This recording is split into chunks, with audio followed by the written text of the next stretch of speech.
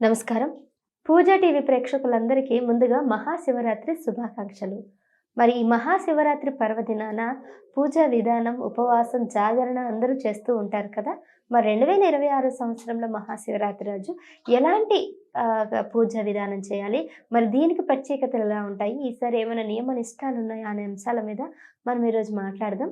ఈ విషయాలన్నీ కూడా తెలియజేయడానికి ప్రస్తుతం మనతో పాటు ఉన్నారు ప్రముఖ వాస్తు జ్యోతిష్య పండితులు ఇప్పిలి నరసింహ శర్మ గారు.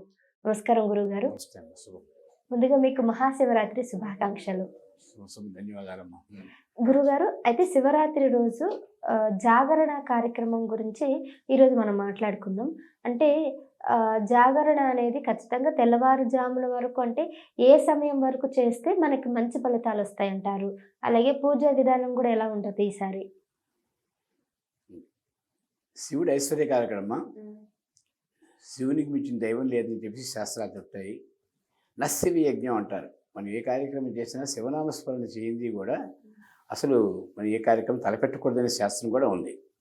దానికే మన పూర్వులు ఏం చేశారంటే అక్షరాభ్యాసం చేసేటప్పుడే ఓం నమశివాయ సిద్ధం నమః అనేటువంటి అక్షరాన్ని పలక మీద రాయిస్తారు పిల్లల చేత. ఎందుకంటే అది ఓ నామః శివాయ సిద్ధం నమః అని చెప్పేసి మామూలుగా వస్తున్నది. దాని అంతరార్థం ఏంటంటే ఓం నమశివాయ సిద్ధం నమః అని అక్షరాభ్యాసం చేసేటప్పుడే శివుని తరక స్మరణ చేయాలని. తర్వాత సముద్రవసనేదేవి పర్వతస్థలమండలే విష్ణుపత్ని నమస్తుభ్యం పాదస్పర్శం క్షమశ్రమే అని మంచం మీద ఉండేటప్పుడు కింద పడుకొని లేచేటప్పుడే భూమికి నమస్కరించి లేవాలనే సంస్కృతి మంది.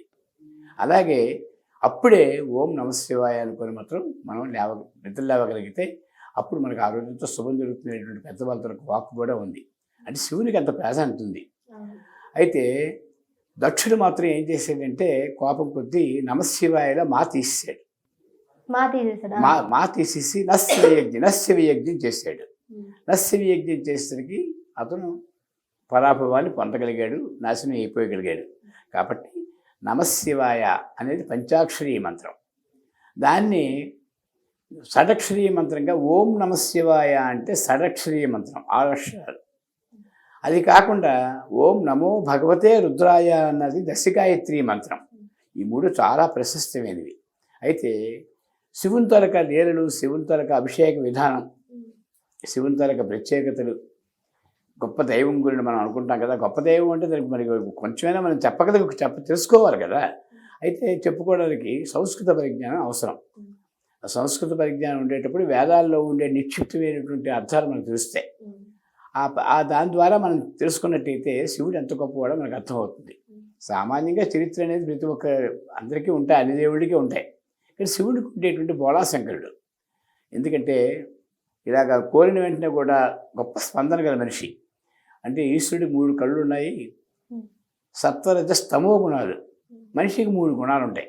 సత్వరజస్తమో గుణాలని 3 గుణాలు ఉంటాయి. అవి ఈశ్వరుడు కళ్ళుగా పెట్టుకున్నాడు, నేత్రాలుగా పెట్టుకున్నాడు. అంటే సాధారణంగా సత్వం అంటే శాంత స్వభావంతోనే ఉంటారు. రజోగుణం అంటే చేసే కార్యక్రమంలో నిబద్ధత కలిగి ఉంటారు. దానికి తగినట్టుగా చిన్న కోపాన్ని కూడా ప్రదర్శిస్తాక ఆ కార్యక్రమం సఫలీకృతం కాదు. తమోగుణం అంటే ఇప్పుడు ప్రదర్శిస్తే అది తప్పకుండా అది ఇతరుల మీద చెడు ప్రభావం చూపిస్తుంది. అందుకే శివుడు 3వ కన్నుని అర్ధనిమీలిత నేత్రంతో ఉంటాడు. ఒక్క చిన్న రెప్పపాటనే తెరుచుకొని ఉంచుతారు, మిగతా అంతా మూసుకొని ఉంటుంది శివుడు. ఆర్టిస్టులు కూడా 3వ నేత్రం వేయడానికి, శివుడికి 3వ నేత్రం వేయడానికి చాలా కష్టపడతారు ఆర్టిస్టులు కూడా. అంత చిన్నది మాత్రం జారి ఉంచుతారు. ఈ ప్రకారంగా ఉంటే ఆయుధం కూడా త్రితలం త్రిగుణాకారం త్రినేత్రం త్రి ఆయుధం త్రిజన్మ పాప సంహారం ఏకబిల్వం శివార్పణం ఉంటారు. శివునికి ఇష్టమైనటువంటి పత్రి మారేడు దళం. అది భూలోకంలో శివుని కోసమే పుట్టిందేమో. ఒక లేత మారేడు దళాన్ని తీసుకొచ్చి ఆ శివుని తొలక శివలింగం మీరు పెట్టగలిగినట్టు మన తొలక సత్వరజస్తమో గుణాలని స్వామివారి మీద పెట్టినట్టు అంతరార్థం. మనం ఒక ఐహికమైనటువంటి సుఖాలు మనం కోరుకోనక్కర్లేదు. ఆ మారేడుని పెట్టిన వెంటనే కూడా వీడు ఈ విధంగా కోరాడు, వీడి వరకు ఐశ్వర్యం అంతా కూడా మనకి కానీ అన్నింటిలో కూడా తిరిగిలేనటువంటి స్వభావం, మనకి జీవితాన్ని మనం ఇవ్వాలి అనేటువంటి ఆలోచన శివుడికి వచ్చేస్తుంది అప్పుడే. అంత బోలాసంకరుడు. తులసి దళం పెట్టకూడదు అంటుంటారు కదా. తులసి బిలవలిగ్గుండి జంబూర ఆమలకంత అని తులసి మొట్టమొదటి పత్రులని ఇచ్చాడు పరమేశ్వరుడికి. అది ఎవరు పెడతారో తెలియదు కానీ ఒక్కొక్కటి ఒక్కొక్క రకంగా చెప్తారు. వాటికి భేదం. తులసి బిల్వ నిర్గుండి జంబూర ఆమలకం తద అంటే ఉసిరిక పత్రి, నేరేడు పత్రి, ఈ నిర్గుండి పత్రం, తర్వాత శివుడు బిల్వాలు, తులసి, 5 పత్రులు చెప్పాడు కదా వేదంలోనే. మరి ఎందుకు పట్టకూడదు అంటారు శివుడికి? శివుడికి పట్టకూడదంటే మరొక విషయం ఏంటంటే శివుడు అర్ధనారీశ్వర తత్వం. అర్ధనారీశ్వర తత్వం అంటే భార్య మూలం ఇదం జగత్ అని మన వాడుకలో ఉంటుంది. అంటే దానికి మరొక విషయం కూడా చెప్పాలంటే కామిగాని వాడు మోక్షగామిగాడు. అంటే వైవాహిక జీవితం అనుభవించింది మనిషికి, మానవుడి తరగతి జీవితం పరిపక్వత కాదు. ఆ పరిపక్వత కాదు. ఎందుకు ఏమిటి గడించాలి? ఒక విధంగా చెప్పాలి, భార్య ఉంటే పిల్లలు ఉంటారు, పిల్లలు ఉంటే 80 సంవత్సరాల ప్రతికి అవకాశాలు ఉంటే అతని బాధ్యత అంతా కూడా మీకు ఖర్చు పెట్టవలసి ఉంటుంది. లైఫ్ అంతా అందంగా ఉంటుంది. కాబట్టి భార్య మూలం విధం గృహం. ఆ వైవాహిక జీవితానికి కారకుడైనటువంటి వాడు శుక్రుడు. ఆ శుక్రుడు శివభక్తుడు. కాబట్టి జ్యోతిష్శాస్త్రపరంగా శివుడే వైవాహిక జీవితం ఇవ్వాలని, శివుడే ఐశ్వర్యాన్ని ఇవ్వాలి, ఐశ్వర్యకారకుడు శివుడు. కాబట్టి అన్నీ ఇవ్వాలంటే మాత్రం శివుడితే. నవగ్రహాల తాలూకా ఆధీనం అంతా, నవగ్రహాల తాలూకా ప్రభావం అంతా కూడా శివుని తాలూకా దీనివల్లే ఉంటుంది అది. కాబట్టి ఇవన్నీ మన సవ్యంగా మన జీవితం సక్రమంగా నడవాలంటే ఓం నమః శివాయ అనే పంచాక్షరి మంత్రంతో శివాభిషేకం చేసుకోవడం అనేది చాలా అవసరం. శివనామస్మరణ చేయడం చాలా ముఖ్యం. దానికి నిర్దిష్టమైనటువంటి రోజులు పెట్టారు. అందులో మహాశివరాత్రి ఒకటి. ఓకే. ఈ మహాశివరాత్రి రోజు మనకి ఈ కొంతమంది ఉపవాసం సరిగ్గా చేయలేరు అనమాట. మరి అలాంటి వాళ్ళకి ఫలితం వస్తుంది? ఉపవాసం చేయకుండా జాగరణ చేయొచ్చు అంటారా? అది శివుడు బిషక్ చక్రవర్తి అని పేరుంది. బిషక్ అంటే వైద్యుడు. బిషక్ చక్రవర్తి అంటే సకల కళాకారుడు. అంటే నాట్య కళాకారుడు, సంగీత కళాకారుడు. శివుడు అన్ని కళలను, లలిత కళలను ప్రసాదించేవాడే శివుడు. అందులో బిషక్ చక్రవర్తి, వైద్య చక్రవర్తి కూడా. ఎందుకంటే అమంతరం అక్షరం నాస్తి, నాస్తి మూల మనౌషధం, అయోగ్య పురుషో నాస్తి యోజక తత్ర దుర్లభ అంటుంది శాస్త్రం. అమంతరం అక్షరం నాస్తి, ప్రతి అక్షరం మంత్రమేనట. మనం పలికే ప్రతి మంత్రం కూడా అది మంత్రం కింద వస్తుంది, అక్షరం కూడా. నాస్తి మూల మనౌషధం, ప్రతి ఆకు ఔషధ గుణాలు కలిగింది. ఔషధ గుణాలు కలిగింది. ఏ ఆకు నవ్వులు అది ఔషధ గుణాలే అవుతుంది మనకి. ఒకటి 2 కంటే మింగే ఉంటే అవి విషపూరితమైన ఆకులు వస్తాయి. కొన్ని ఇన్ని తినచ్చు. కొన్ని ఒక్క ఆకు తింటే ఏమీ చేయదు, ఎంత విష పదార్థం అయినా సరే. అమంతరం అక్షరం నాస్తి, నాస్తి మూల మనౌషధం, అయోగ్య పురుషో నాస్తి, ఎవరికి పనికిరాని వాడు లేడు. ఒక్కొక్కరికి ఒక్కొక్క టాలెంట్ ఉంటుంది. అది వాళ్ళ జీవనాన్ని కొనసాగిస్తుంది. ఎవడు పనికిరాని వాడు లేడు సుమా. సకల జీవరాశులు కూడా చేమ ఉంది. ఆ చేమ జన్మకి దాన్ని సార్థకత చేసుకుంటుంది. మళ్ళీ ఎన్ని జన్మలకైనా నేను చేమగానే పుట్టాలని కోరుకుంటుంది శివుడికి. దాని ప్రాణం దానికి ఇష్టం. ఆ ప్రాణం మీద మమకారాన్ని ప్రసాదించేవాడు శివుడు. ఎంత దుష్ట జంతువు అవని, ఎంత మనిషి అవని, ఒక క్రిమి అవని, కీటకం అవని శివుని ప్రార్థిస్తుంది. నాకు మళ్ళీ ఇదే జన్మ నాకు ఇచ్చాని. అంత తీపి ప్రాణం మీద. అర్థమైందమ్మా? అందుకోసం ఏంటవుతుందంటే ఆత్మహత్య మహాపాపం. ఏదైనా సరే సకాలం మనం ఎవరిని కొట్టినా దాని జీవితం పరిపూర్ణ అయిపోతుంది, పోతుంది. అది మహాపాపం మనకే వస్తుంది. దాని తాలూకు ఆయుష్ కూడా మనమే కూడా తీసుకున్నాం. కాబట్టి అది కూడా పాపం కింద వస్తుంది. ఇలాగా అది జీవరాశుల మీద మనం ఉండేటువంటి కారుణ్యాన్ని చూపించగలం. జీవకారుణ్యం శివుడికి గొప్ప ఇష్టం. ప్రతి జీవికి కారుణ్యం చూపించగలిగితే శివార్చన చేసినట్టే. అలాగా ఈ మనిషి కూడా ఏం చేస్తాడంటే ఏ విధమైనటువంటి తప్పులు చేయకుండా, సాధ్యమైనంత వరకు కూడా దుష్ట పరిణామాలకు వెళ్లకుండా, అసంపూర్తిగా జీవితాన్ని కొనసాగించి ఎంత విపరీతమైనటువంటి కష్టాలు వచ్చినా సరే అసంపూర్తిగా జీవనాన్ని ముగించకుండా కాపాడుతుంటే అని చెప్పేసి నమస్కారం చేస్తారు. కాబట్టి సాధ్యమైనంత వరకు మనం ఏంటంటే 23.5 గంటలు సుఖాన్ని అనుభవిస్తాం, కానీ ఒక్క అరగంట ఎట్టి పరిస్థితుల్లో కూడా మనం కష్టాన్ని అనుభవించడం. ఆ అరగంట కష్టం అనుభవిస్తేనే 23.5 గంటల సుఖం మనకి దాని ప్రాధాన్యత తెలుస్తుంది. ముందు ఆహారం తినేటప్పుడు ఏం చేస్తారంటే అభుక్త్వా ఆమరకం చేయవా భుక్త్వాచ పదవీ ఫలం అని ఉంటుంది. ముందు ఉసిరికాయ తినాలి. భోజనం ముందర తింటే మొత్తం అన్నం అంతా మనం తినగలుగుతాం. జ్ఞాపకం ఉంచుకోవాలి. ముందు ఉసిరికాయ తినాలి. ఉసిరికాయ తింటే అమంత్రం అదే ఏంటంటే వాటికి అభుక్త్వా ఆమరకం చేయవా. ఆమరకం అంటే ఉసిరికాయ. భుక్త్వాచ పదవీ ఫలం, ఈ ఆహార పదార్థాన్ని అరిగించేది రేగిపండు. ఈ 2 పళ్ళు ఉంచుకోవాలి. కాబట్టి అది ఆరోగ్య సూత్రాన్ని ప్రసాదించేవాడు శివుడు. ఈ ప్రకారంగా ఏది మంచి, ఏది చెడు, ఎలా బ్రతకాలి, ఎలా ఉండాలి, ఇవన్నీ చెప్పిన వాడే శివమంత్రాలు. ఈ శివుని తాలూకా మంత్రాలు అన్ని విశేషాలు ఉన్నాయి. దాంట్లో చమకంలో ఒక భాగం ఉంది.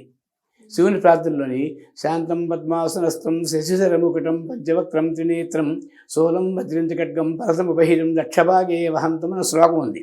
ఆ శ్లోకంతో అర్చించిన వాళ్ళు ఎన్నో రకాలుగా పూజలు పురస్కారాలు చేసి శివుని మెప్పిస్తారు. కానీ అవన్నీ వేరు. ఒక చమకంలో ఒక అనువాకం అని ఉంటుంది. అనువాకం అంటే ఒక భాగం అని. సంచమే మయశ్చమే ప్రియంచమే అనుకామశ్చమే కామశ్చమే సౌమనసశ్చమే భద్రంచమే శ్రేయశ్చమే వశ్యశ్చమే యశ్చమే భగశ్చమే ద్రవిణంచమే యంతాచమే దత్తాచమే క్షేమచమే ధృతిశ్చమే అని మంత్రం ఉంది. ఇవన్నీ ఏమిటనుకుంటున్నారంటే దానం చెయ్యి, సౌఖ్యంగా ఉండు, శుచిర్భూతంగా ఉండు, మనసు నిర్మలంగా ఉంచుకో, శుభ్రంగా జీవితాన్ని పరిపక్వత ఉండని చెప్పేసి ఈ మంత్రాల తరకు అర్థం అంతా కూడా లోపల మనకు చెప్తున్న హెచ్చరికలు అవి. ఆ మంత్రం ఒక్కటి శివుడి దగ్గర మనం పఠించినట్టయితే ఏ వేదాలు ఏ మంత్రాలు ఏ పూజలు పురస్కారం ఏ నైవేద్యాలు అక్కర్లేదు శాస్త్రం కర్మ. అక్కడ శివార్చన ఎలా చేయాలంటే సాధారణంగా ఉదయం 6 గంటల ఇవాళ మహాశివరాత్రి పర్వదినం కాబట్టి ఉదయం 3 గంటల క్యూలో కలిపితే ఏ 12 గంటలకు శివదర్శనం జరుగుతుంది. ఇంత పెద్ద దేవాలయం అని చెప్పి అని భ్రమించక్కర్లేదు. ఆ పరిసర ప్రాంతాల్లో చిన్న శివాలయాలు ఉంటాయి. ఏ దేవాలయం ప్రముఖమైన దేవాలయం దగ్గర చిన్న చిన్న శివాలయాలు ఉంటాయి, శివలింగాలు ఉంటాయి. అక్కడికి వెళ్ళి ఒక కొబ్బరికాయ అభిషేకం చేసుకున్న వాడికి యాత్రలో క్యూలో ఉండకుండా శూన్యలింగస్థ పూజనం దానికంటే 1000 రెట్ల ఫలితం. అది ఎవరికి తెలియదు ఆ విషయం. సూర్యుడి దగ్గర మనం అసలు శూన్యలింగస్థ పూజనం అంటే ఎవరో పూజ చేయనటువంటి శివలింగానికి కొంచెం నీరు పోసినట్లయితే 1000. దీనికంటే మంజునాథ్ ఉంది కర్ణాటక, మంజునాథ్ ఉంది. ఆ మంజునాథ్ స్వామివారి దర్శనం కోసం మనం ఎప్పుడో 10 గాబులు పడాలి. అంతవరకు కాకుండా నాకు ఉన్న శివలింగాన్ని మనం పోసినట్టయితే ఆ మంజునాథ్ స్వామి దర్శనం తర్వాత చూసిన చివడకపోయినా ఉరిపోయినా పర్వాలేదు, అంత పుణ్యం ఉంది. ఎందుకంటే శూన్యలింగేశ్వర పూజనానికి ఎక్కువ ప్రాధాన్యత ఇస్తాడు. ఈ మధ్యన ఒక మహానుభావుడు అన్నాడు, మనిషి అన్ని స్థలాల్లో కూడా శుభ్రంగా ఉంటాడు, ఒక్క దగ్గర చనిపోడు తెలుసా. ఆ చనిపోయిన స్థలం ఏదనుకుంటాం, శివుని తరకు అత్యంత పీఠమైనటువంటి శ్మశానం. ఆ శ్మశానే మహాశ్మశానం అని చెప్పేసి కాశీకి పేరు.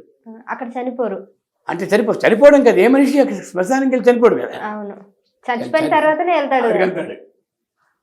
ఎంత గొప్ప విశేషం అంటే, ఎందుకంటే అక్కడ ఉన్నవాడు శివుడు, అక్కడ ప్రాణం తీయడు. యమధర్మరాజు కూడా శివుని తరకు ఆజ్ఞలేంది శివాజ్ఞలేంది చేయమైన కుట్ర శాస్త్రం.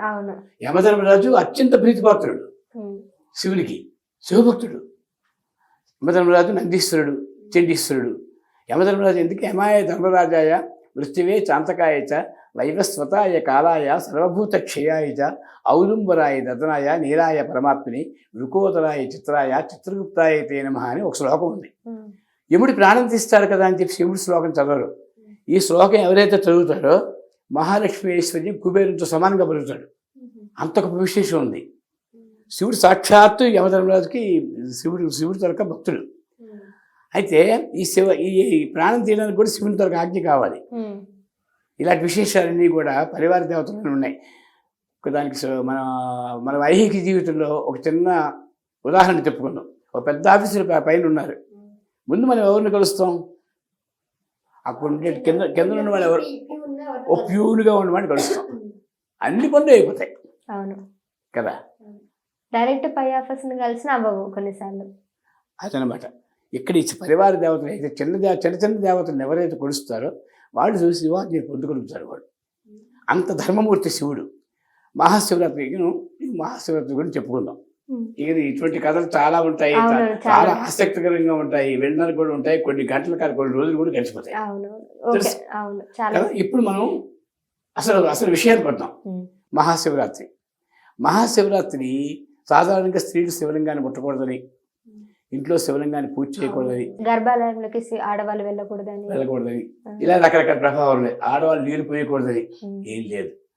వాకిట్లో ముగ్గు మహాలక్ష్మి, దేవతార్చన ఇంట్లో పూజ పురస్కారం చేసుకునే స్థలం శివుడు, వాళ్ళ ఇష్టదేవత. శివుడు అంటే శివుడు కాదు. అక్కడ అష్టదళ పద్మం లిఖ్య, పద్మంతో వరిపెంటుతోని 8 కోణాలతో ఉండేటువంటి ముగ్గు వేయాలి. ఆ ముగ్గు మధ్యని ఒక్క మారేడు పెడితే శివుడు ఉన్నట్టు లెక్క. దానికే 3 ఉద్దరులు నీరు వేసి మన ఇంట్లో కలిగినటువంటి భోగం కానీ పెట్టగలిగినప్పుడు మహాశివరాత్రికి అయిపోయింది. ఏ శివాలయానికి వెళ్ళక్కర్లేదు. అంత ప్రత్యేకమైన ప్రాధాన్యత శివాలయంలో ఉంది. సూక్ష్మంలో మోక్షం కనిపించే గొప్ప దైవం శివుడు. కాబట్టి అభిషేకం చేయడానికి కొంచెం సూర్యుడికి నీరు పోసి పత్రం పుష్పం ఫలం తోయం. పత్రం అంటే తులసి కానీ మారేడు పత్రి కానీ పూజ చేయడం. పుష్పం అంటే అక్క చంపక పున్నాగ నంద్యావచ్చించ పాటలం బృహతి కరవీరాని ద్రోణ పుష్పాన్ని చార్చేది. ఈ పుష్పాలు శివుడికి ఇష్టం. గన్నేరు పువ్వు ఒకటి, నందివర్ధనం పువ్వు ఒకటి. కాబట్టి మనకు దొరికింది ఒక పువ్వు తీసుకుని శివుడితో శివలింగం మీద ఎక్కడైనా ఏమీ అక్కర్లేదు. మీకు కొన్ని సినిమాల్లోని కొన్ని అశ్లీలు అనిపిస్తాయి, కానీ సినిమా వాళ్ళు కొంచెం జాగ్రత్తలు చెప్పడానికి అంటే ఒక వేదాంగ పండితులు చూస్తారు, సినిమాలు కోట్లాది మంది చూస్తారు, వాళ్ళు తప్పుపడతారనే జిజ్ఞాస కూడా వాళ్ళకు ఉంటుంది. కానీ సత్యం చెప్పడానికి కోసం కొన్ని రకాలుగా వాళ్ళు కొన్ని క్రియేట్ చేస్తారు కూడా.